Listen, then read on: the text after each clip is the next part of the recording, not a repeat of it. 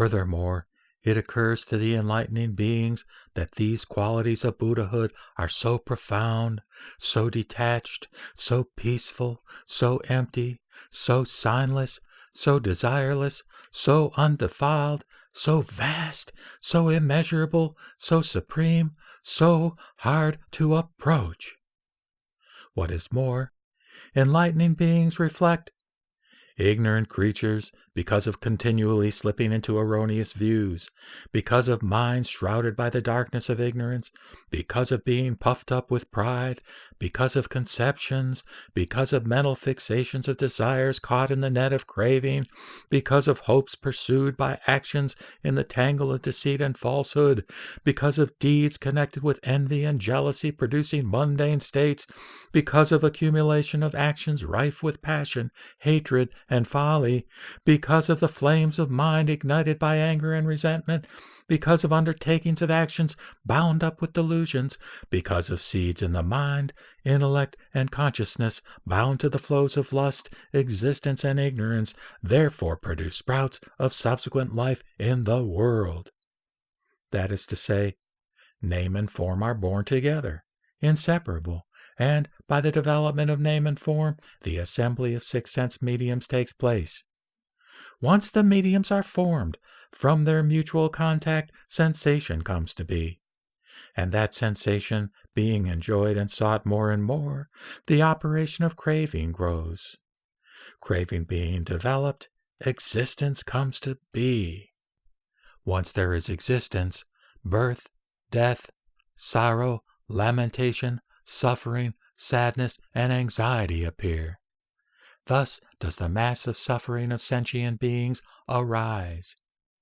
Seeing these beings' inability to escape from this mass of suffering, not realizing it is without self or anything pertaining to self, that it is unreal, insubstantial, void, inert, ineffective, insensate as wood and stone, like a reflection, the enlightening beings develop great compassion to rescue them and free them from their miseries, and develop great kindness to bring them to endless bliss and nirvana. Thus, abiding in the first stage, by sympathy and kindness and by supreme will, the enlightening beings, relinquishing all things with an equanimous mind, cultivate great relinquishments in a spirit of most urgent quest for enlightened knowledge. These relinquishments are relinquishment of goods, food, stores, houses, gold, jewels, all kinds of treasure and money, jewelry and adornments, animals and vehicles, pleasant ponds, parks, forest retreats and monasteries, servants and employees, spouses and children, home, city, town, society, homeland, metropolis, and all parts of the body.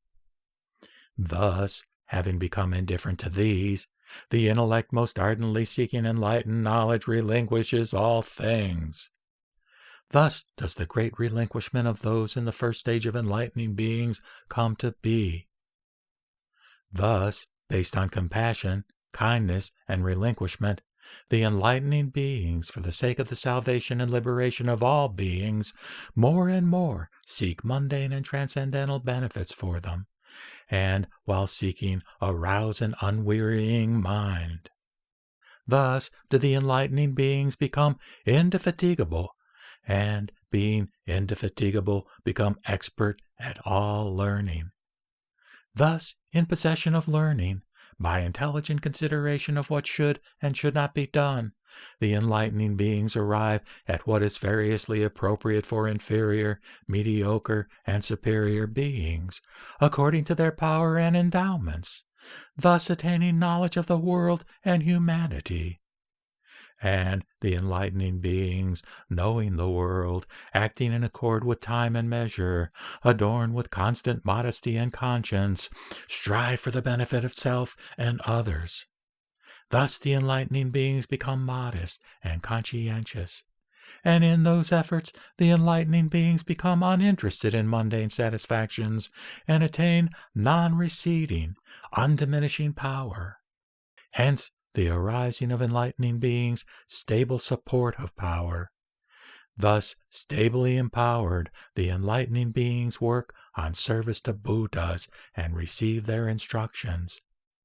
Hence arise in the enlightening beings the elements that purify the 10 stages: faith, compassion, kindness, relinquishment, indefatigability, knowledge of the teachings, knowledge of the world and humanity, modesty and conscience, stable power, and attendance on Buddhas.